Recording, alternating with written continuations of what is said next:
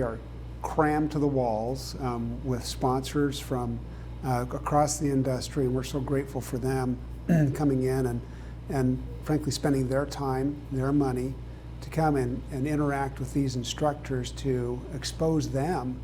to, again, the technology, the tools, the resources that are out there that we want them to be exposed to, that they need to be able to share with their students, and again, all part of this preparing these students to become working professionals.